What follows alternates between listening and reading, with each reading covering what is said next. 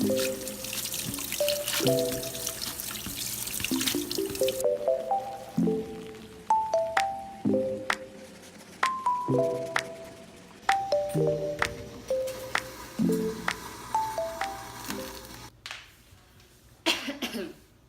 friends.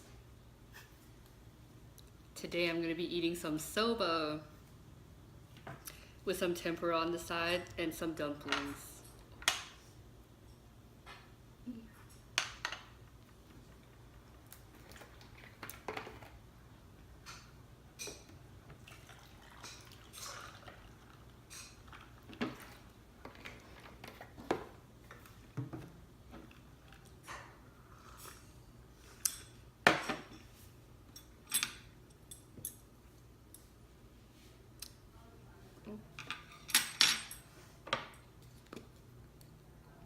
I'm just gonna put some some seaweed flakes and some sesame seeds on here.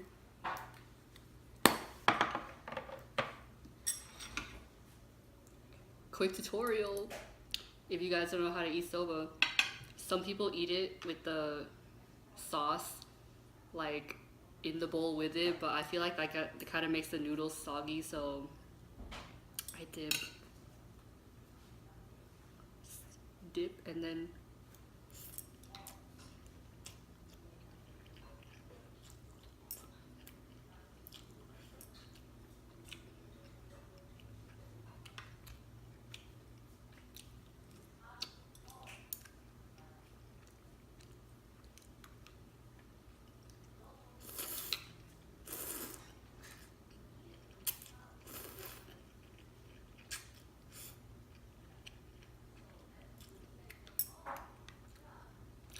can you close her door?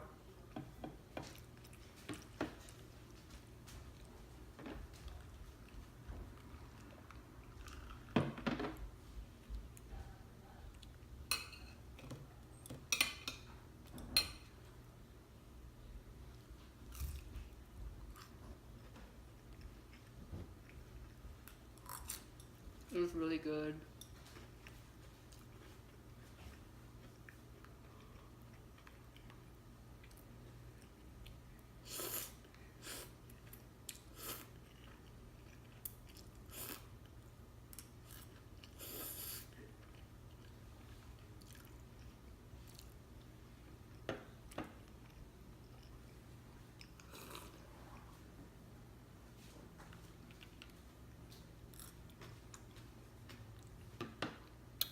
I got this recipe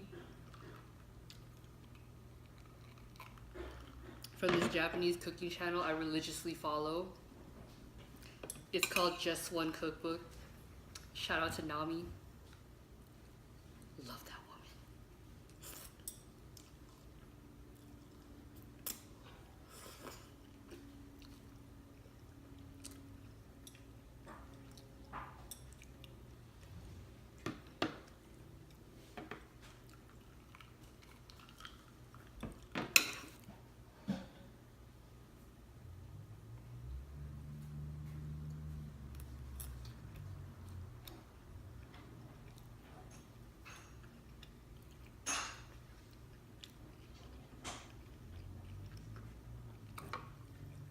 I should talk about the day I had, huh?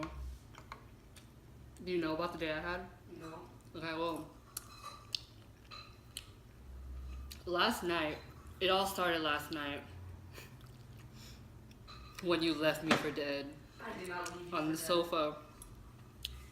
I had a lot of homework and studying to do because I had like 2 tests and a lot of homework. And I forgot to do all of it because I fell asleep. I wake up no, actually I set an alarm.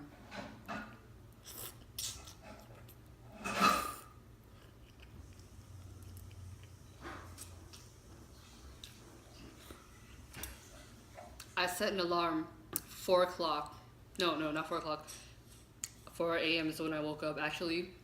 For an hour after I fell asleep, right? Because I had plans. I was gonna wake up in an hour and do my work. But you know what happened? I'll tell you what happened. I woke up at 4 in the morning. I look at my clock and it has the timer and it's like ready to start, and I'm like, I did not even press go. So yeah, and then I woke up 2 hours before having to leave for school, having to do like 4 classes of homework. Yeah. And I had to go to school. I had to go to school early so I can beg my teacher to let me take my test because I was absent, and then I was late, so I had to beg to let me to make for him to let me take it at lunch, and he was like fine. And then I go there. I study the whole first period, and first period there was a lab test that everyone failed, including me. So yeah, that's how I started. That actually that's not how I started my day. The rest of it's how I started my day. And then all throughout that lab test, I was like relying on my partners to pull through.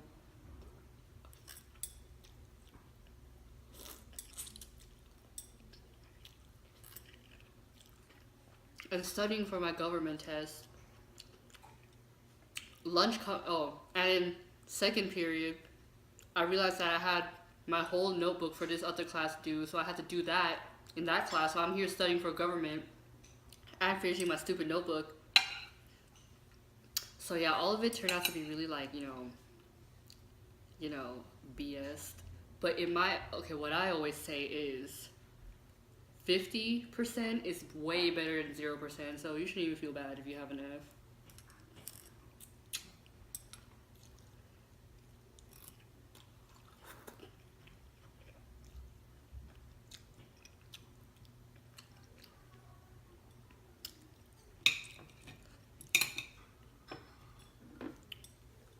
So yeah, I get to government to take that test.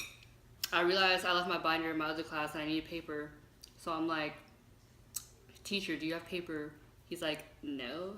So then so I go back to my class, try to get paper for my binder. The door is locked. So I have to run across campus to my friends that had paper, and I got one piece of paper, and I went back. It took me like 15 minutes to get from that place to back to my class. I took the test. I probably failed. Like, no, I don't count 50 out of 100 a failure. Okay, that's half. Like, if I knew half, like, that's pretty good. Okay, I was there at least for some days.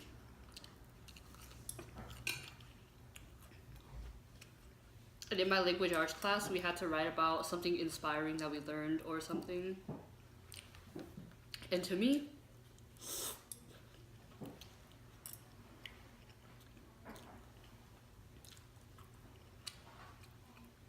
one of my life mottos have always been, you just gotta look failure in the eyes.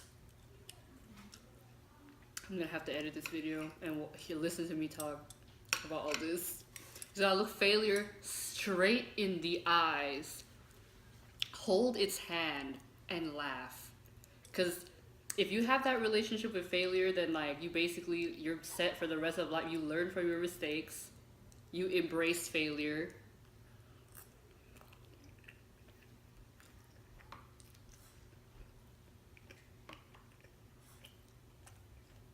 You embrace that you're far from perfect. Because if you think about it, like, nobody's perfect. Like, there's always going to be something. Like, you don't study enough. Well, at least you're maybe a social person, or you have other, like, hobbies that you partake in or something. Or if you're a really good student, you study too much and you don't have a social life, or it's hard to balance your social life and you have poor mental health or something. And if you're in the middle, it's like, oh, you're not trying hard in anything. So there's always going to be something.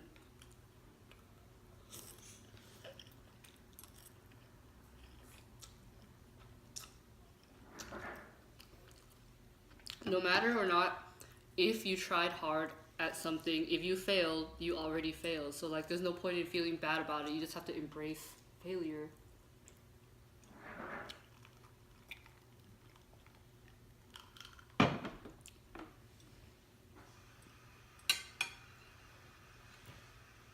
Know what I'm saying?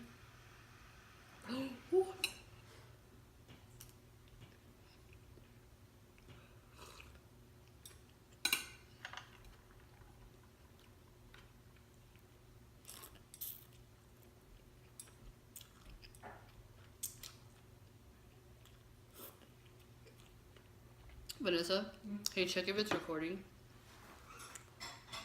That would suck if it wasn't. That would really suck. I mean, it's happened before. I know it has. Okay. I don't know what else to talk about. It's really good. One of my favorite tempura fried things ever is kabocha squash. It's so good.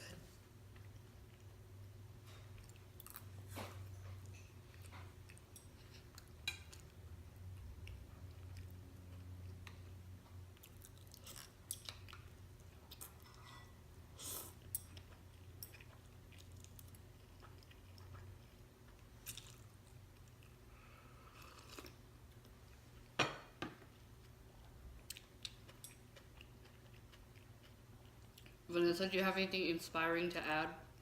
No.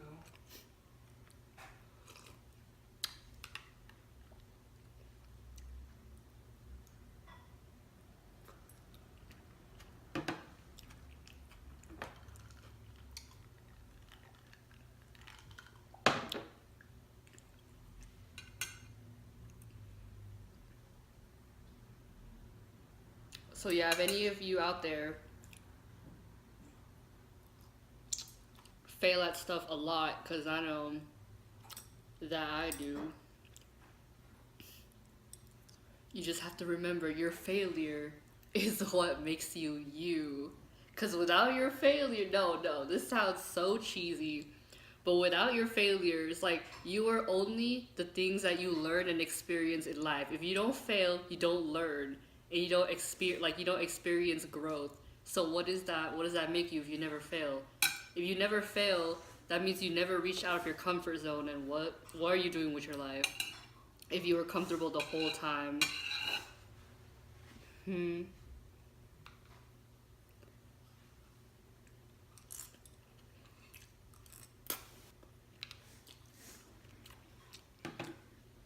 This is kind of fun. I don't know. I think I usually never talk in videos, but I think I'm just really tired. So after that day that I had.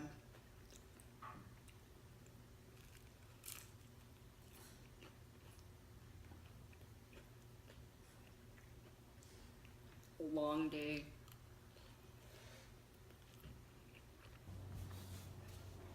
Okay, hi, I'm back. My camera died. So yeah, fail and challenge yourself in life. That's better than never challenging yourself at all. So here's a little, I don't think I got to this part yet, but when you eat soba and you have the leftover sauce, you get this water here, the water that you already boiled your noodles in. See how it's like cloudy and stuff?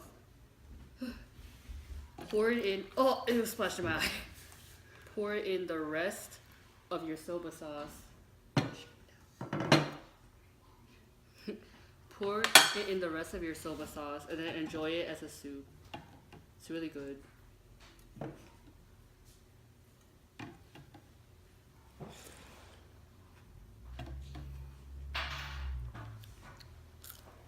Tempura. I don't even know where I'm at anymore, but yeah, kabocha squash, favorite thing to tempura fry. I don't know if I already said that because my stupid phone ran out of storage.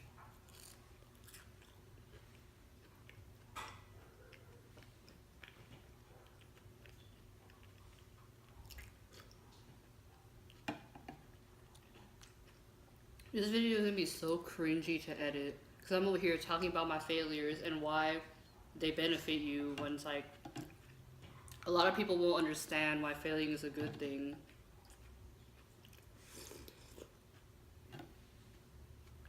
But that's only a bad thing for themselves, because in the long run, because every time they fail, which they will, because almost no one goes through life succeeding in everything unless, as I said, they never challenge themselves.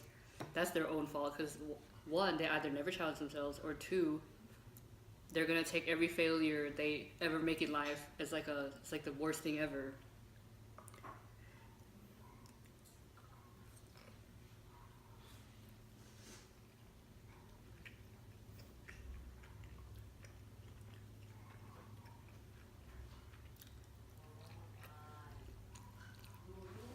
Yeah, I never really thought of failure this way until I was having like a quarter life crisis because of school and like figure out what I want to be and all that jazz. Like, I never really looked at failure that way until I had that crisis and I started watching a bunch of TED Talks. That was a day. That was a phase.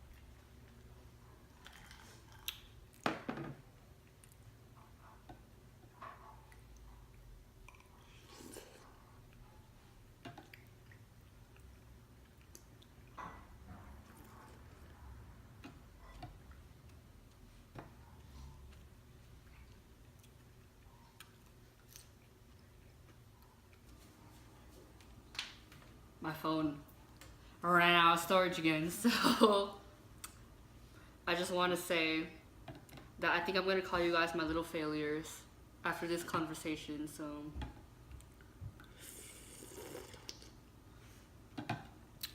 it's probably going to run out of storage soon, so bye my little failures.